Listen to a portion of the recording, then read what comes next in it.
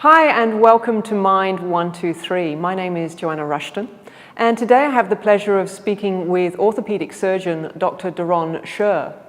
We are talking about nutrition, but in particular we're going to be covering the subject of ketogenic dieting. Welcome Dr. Daron Scher. Thank you again for being with us. Our subject today is I'm very passionate about understanding more as to what a ketogenic diet is, and there's so much written about it. I read pros and cons, and so I'd really love, first of all, for you to help our audience get really clear about what a ketogenic diet is. Joe, great to be here again. So in a nutshell, we want to train our bodies to burn fat better than what they can already, and we want to do that by reducing our carbohydrates and sugars. But to understand that, we actually need to drill down a little bit more at a cellular level. Mm-hmm. Our body is made up of a whole series of cells, and within the cells, the little power plant of the cell, if you like, is the mitochondria. Now, in a normal person eating a regular Australian diet, about half of what they burn is glucose, and the other half of what they burn is fatty acids. What we need to do in a ketogenic diet is upregulate those mitochondria so that they start to burn more fat. Now, how do we do that? Well, again, going back to basics. If you've got glucose floating around in your system, the glucose goes into the cells. How does it do that? With a hormone called insulin. So we'll come back to insulin. Mm-hmm. But what we need to do then, in order to get our body to burn fat, is to have less glucose. If we are just burning glucose all the time, we need to be eating glucose all the time. But we don't eat continuously. So the body has a clever system of storing the excess glucose, and that's called glycogen. Now, there's glycogen in muscle and there's glycogen in liver.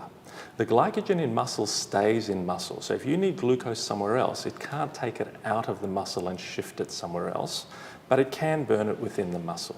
Mm-hmm. The glycogen in liver can be mobilized and sent to other parts of the body.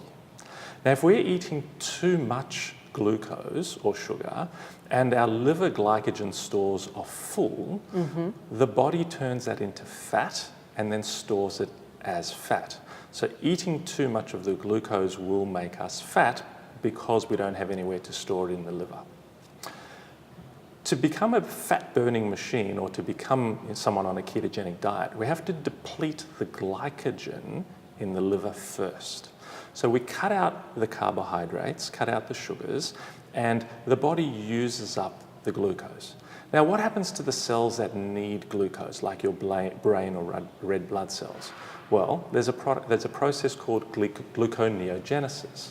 So the body will make its own glucose. So you don't have to worry. We're not going to just grind to a halt because we don't have glucose. If the body needs glucose, it will make its own, even if we're not eating it. Now, when we reduce our glycogen and our glucose, the body then needs to get energy from another source. So what it does is it breaks down the fats. The mm-hmm. fats go into the liver, and the liver produces something called ketones. And this is where the name ketogenic diet came from, is because those ketones can then travel around the body and be used as an energy source. And so that's the difference, is that you become someone that burns fats and uses ketones for energy rather than using glucose. That's the key difference between the two diets. Being in a ketogenic state is a natural state of being that humans have been in for hundreds of thousands of years. So there's no problem being in a ketogenic state. It's very safe. Now, there are certain people that absolutely should be doing this.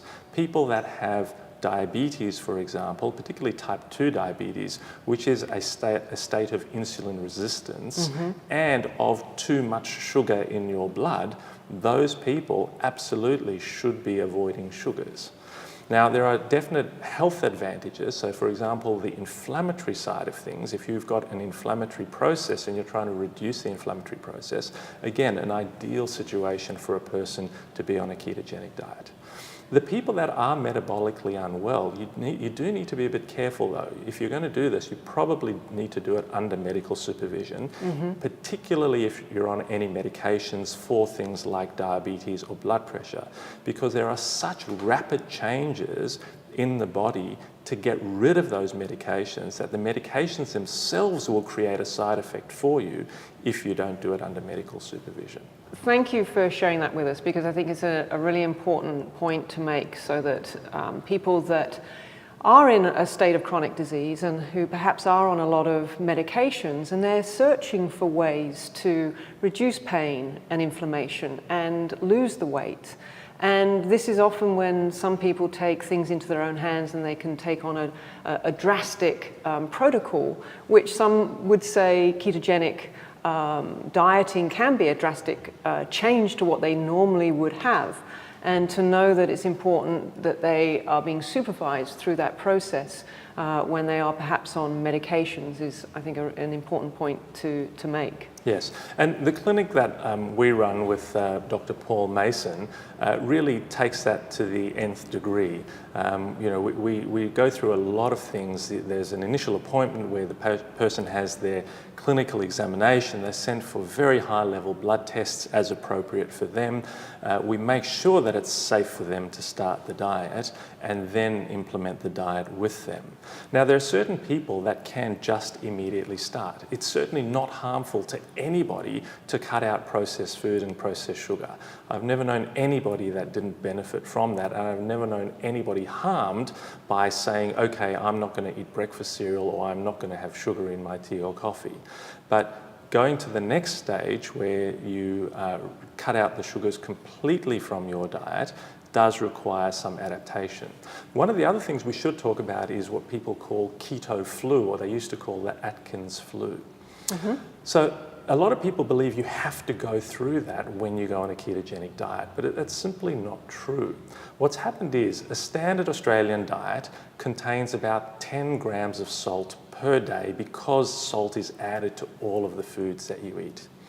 If you go to a true ketogenic diet, what will happen is, because you're cooking your own food, and we're so programmed to avoid salt that we don't add salt to the food, that drops you down to about a gram of salt a day. Now, what compounds this, you'll now have less insulin in your system because you have less sugar. The body doesn't need to produce as much insulin. And insulin is one of the hormones that acts at a kidney level to retain sodium. So now you've gone from eating 10 grams of sodium to eating 1 gram. You've got less insulin, so you're weeing the salt out. And so your whole body now is depleted of sodium. So we need to add salt, but you're programmed not to do it. Mm-hmm. How much salt do we need? Well, there's been one large study with over 100,000 people which showed that the optimal amount of salt is 4 to 6 grams of salt a day if you're to live a long time. So we've gone from 10 grams to 1 gram. We now need to get to 4 to 6 grams. How do we do that? Well, we need to add salt to pretty much everything. But you need to remember table salt is only 40% sodium because it's sodium chloride. So you're actually going to need to add 7.5 to 10 grams, about 2 to 3 teaspoons full of table salt to your food each day. And when people first go on the diet, I suggest that they actually measure that out at the beginning of the day and make sure by the end of the day that salt is gone. If you do that, you don't get the blood pressure drops, you don't get the headaches, you don't get the constipation, you don't get the dry eyes. So keto flu is purely the fact that you've dropped your salt so much and haven't compensated for it. So in summary, for really understanding what a ketogenic diet is all about, it is substantially reducing our intake of sugars, yes, of carbohydrates, down to a point where we start to produce what we call ketones, which help us to then almost reboot the mitochondria, for a better word. Is that fair? Yes. And then help us to start to burn fat more effectively, more efficiently. Yes. Yeah. And so there is a period of keto adaptation, which takes 3 to 4 weeks for the mitochondria to start getting more efficient at burning fat. And so the one thing I didn't mention before is don't go high on protein, because if you go high on protein, that stimulates insulin. Insulin will stop you burning the fat because insulin is a fat storage hormone.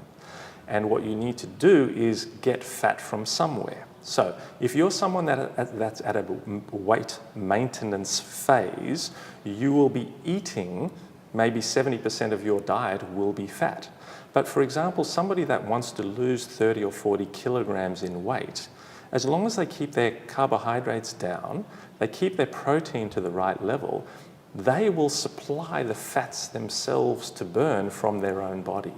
And that's why the ketogenic diet is so effective at weight loss, is because you give them everything they need in terms of the protein and carbohydrates, and the body uses the fat in the body to energize and provide all the energy for the body. Lots of people are asked, should I, the old school of thought is to eat regularly to maintain proper blood sugar levels. Yes. And now we're told to, fast for 12 hours or 14 or 16 or 18 hours, depending on what the health condition is you're looking to address. Yes. What is your advice there? Okay, so the take-home message from me is learn when you're hungry, because it's something that we don't know anymore most of the time. We're told to eat 3 times a day, so whether we're hungry or not, we eat. I don't like to think of it as fasting. I like to think of it as eating when you're hungry. Now, there are some days where I've had a big dinner. I may not eat again until the next dinner time because I just wasn't hungry during the day. There are other days where I feel hungry and I might eat 3, 4, or 5 times that day. So we're not prescriptive about saying to you, fast for 16, fast for 24 hours, but what you do need to learn, and it takes a long time to learn this again, is to appreciate truly when you're hungry. And it's not, I'm a little bit hungry, I need to definitely go and have some food. So, I've got a bit of an urge to go and make a wee. I'm not going to quickly run away and go to the toilet. I'm going to wait till I actually need to go. So understand your hunger. When you're hungry, eat then. When you're not hungry, don't eat. And don't be worried about whether you're eating once, twice, or 3 times a day. Your body has enormous fat stores. You're not going to run out of energy. The body will mobilize the fat, burn it, and give you energy that way until the next time you eat. Dr. Doron, thank you so much for giving us a very clear and in-depth understanding of the ketogenic diet. I think that people are going to be so much more appreciative of a deeper understanding if they choose to go down that route. Thank you.